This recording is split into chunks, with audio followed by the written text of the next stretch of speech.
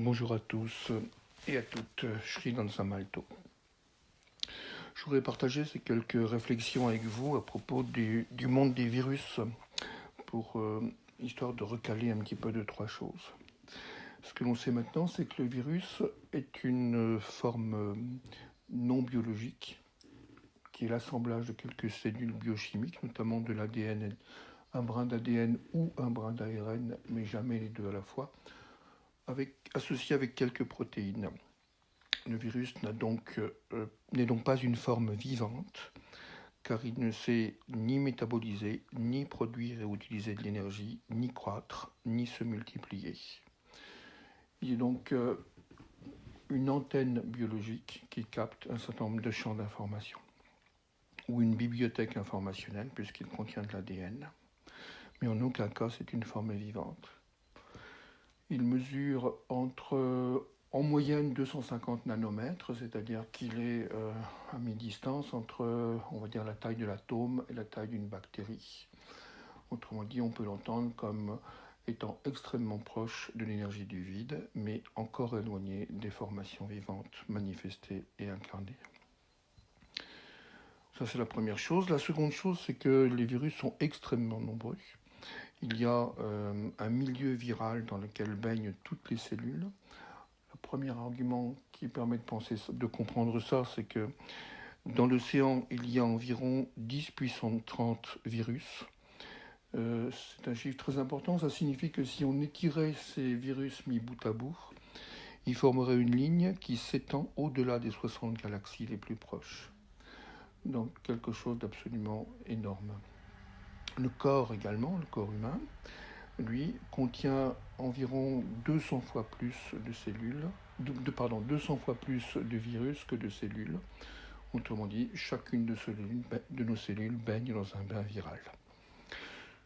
Ces virus, ils ont une fonction de modification génétique et de...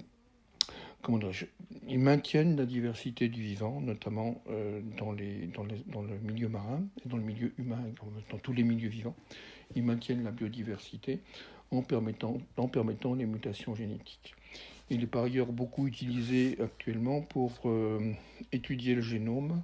C'est par des soutiens viraux que l'on peut étudier le génome, que l'on peut mettre en place certaines thérapies géniques, etc. Autrement dit, les virus sont des outils qui permettent d'avoir accès au génome. Les infections virales sont donc des modifications du génome. Maintenant, ça c'est la dimension purement matérielle du génome, du virus. Donc nous avons un grand champ, un grand virome, un grand milieu viral dans lequel baignent les champs cellulaires. Et ce milieu viral coopère pour maintenir les cellules en vie, en organisation. Donc ce ne sont pas des ennemis, ce sont au contraire un champ d'aide aux vivants. Alors maintenant, d'un point de vue spirituel, on peut entendre les virus comme étant le mode qu'utilise l'âme pour s'incarner progressivement au cours de l'enfance, de l'adolescence et ensuite de la vie adulte. On peut observer ça à travers, par exemple, les maladies infantiles de nature virale, la varicelle, la rougeole, la mononucléose infectieuse, la grippe, etc. Et à chaque fois qu'il y a eu atteinte dans l'enfance de ces maladies, on observe une crise de maturité qui suit la maladie, signe que l'esprit, l'âme, est descendu plus profondément en incarnation pour pouvoir ainsi se manifester plus intensément. C'est par ailleurs tout le problème des vaccins qui interdisent l'accès de l'âme plus profondément dans son corps d'incarnation en bloquant les infections virales. Rappelons également que chaque individu en bonne santé porte en moyenne plus de 10 types de virus responsables d'infections, soit systémiques, soit chroniques, soit symptomatiques, qui ne se manifestent que lorsqu'il y a un déséquilibre entre l'âme et la personnalité.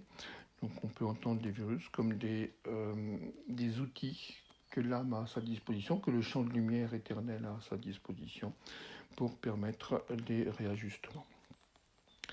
Ce que l'on observe actuellement depuis une centaine d'années, vous l'avez vu sur la vidéo de Steiner, c'est que on observe une corrélation entre l'émergence des pandémies collectives et les différentes étapes d'électrification du monde, comme si le virus était une émergence qui était là pour corriger les perturbations électromagnétiques cellulaires reliées à ces champs de technologie de plus en plus développés.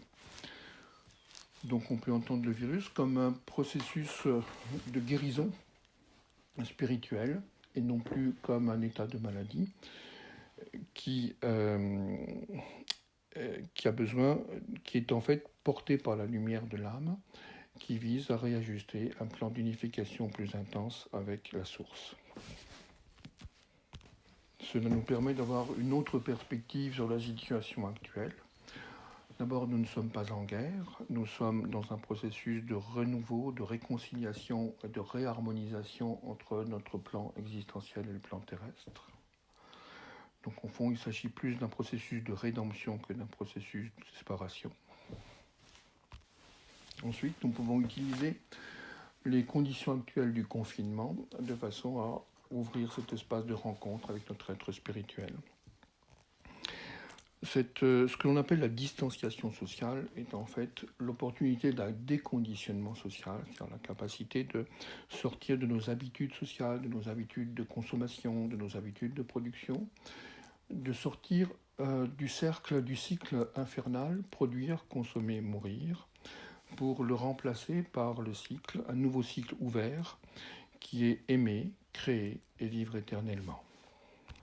Le confinement nous invite donc à ce déconditionnement de façon à retrouver cette capacité de créer à travers toutes les impulsions de vie qui peuvent nous traverser, cette capacité d'aimer plus encore grâce à cette situation de présence immobile aux autres et cette capacité de libérer en nous les forces d'éternité ou d'immortalité issues de notre être spirituel, de façon à reprendre ces marques intérieures, des marques verticales, des marques de densité intérieure, et quitter les marques consuméristes extérieures qui conduisent toujours au même endroit, c'est-à-dire à la mort.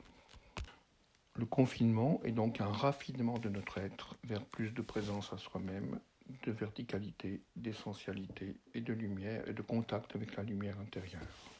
Et c'est à partir de ce contact que pourra se construire le nouveau monde à la suite des transmutations actuelles.